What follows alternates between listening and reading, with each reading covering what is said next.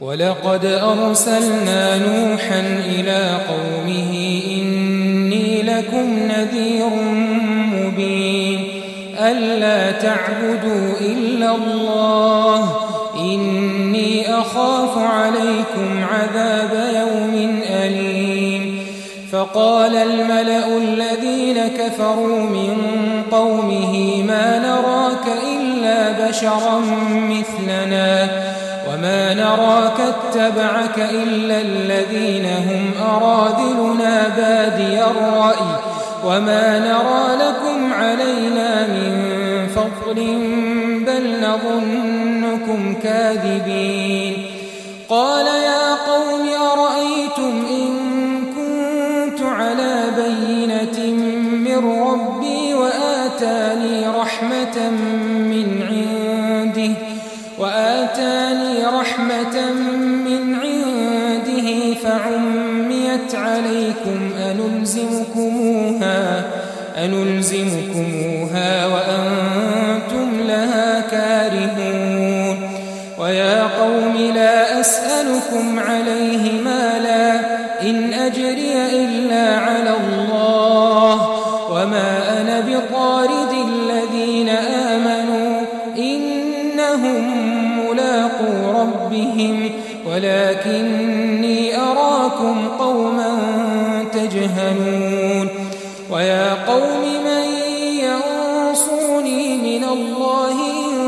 طردتهم أفلا تذكرون ولا أقول لكم عندي خزائن الله ولا أعلم الغيب ولا أقول إني ملك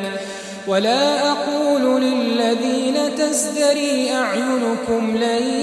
يؤتيهم الله خيرا الله أعلم بما في أنفسهم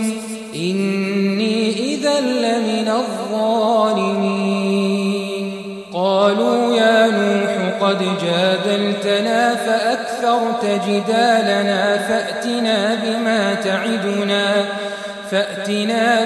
تعدنا إن كنت من الصادقين قال إنما يأتيكم به الله إن شاء وما أنتم بمعجزين ولا ينفعكم نصحي إن أردت أن أنصح لكم إن كان الله يريد أن يغويكم هو ربكم وإليه ترجعون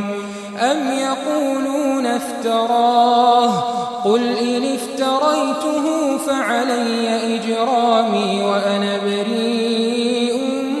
مما تجرمون और हमने नूह को उनकी कौम की तरफ भेजा तो उन्होंने उनसे कहा कि मैं तुमको खोल खोल कर डर सुनाने और ये पैगाम पहुंचाने आया हूँ कि अल्लाह के सिवा किसी की इबादत न करो मुझे तुम्हारी निस्बत दर्दनाक अजाब का खौफ है। तो उनकी कौम के सरदार जो काफिर थे कहने लगे कि हम तुमको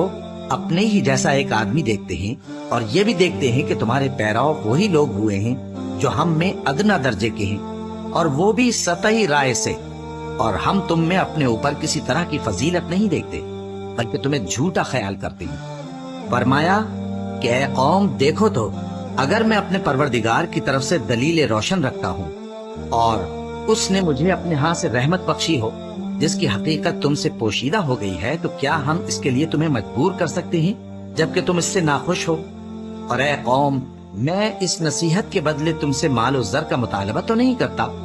मेरा सिला तो अल्लाह के जिम्मे है और जो लोग ईमान लाए हैं मैं उनको निकालने वाला भी नहीं हूँ। वो तो अपने परवरदिगार से मिलने वाले हैं लेकिन मैं देखता हूँ कि तुम लोग नादानी कर रहे हो। ऐ मेरी कौम अगर मैं इनको निकाल दूं तो अल्लाह की गिरफ्त से बचाने के लिए कौन मेरी मदद कर सकता है, भला तुम गौर क्यों नहीं करते। और मैं न तुमसे ये कहता हूँ कि मेरे पास अल्लाह के खजाने हैं और न ये कि मैं गैब जानता हूँ और न ये कहता हूँ कि मैं फरिश्ता हूँ और न उन लोगों की निस्बत जिनको तुम हिकारत की नजर से देखते हो ये कहता हूँ कि अल्लाह उनको भलाई यानी अमाल की जजा नहीं देगा। जो उनके दिलों में है उसे अल्लाह खूब जानता है। अगर मैं ऐसा कहूँ तो बेइंसाफों में हो जाऊं। انہوں نے کہا کہ نوح تم نے ہم سے جھگڑا تو کیا اور جھگڑا بھی بہت کیا،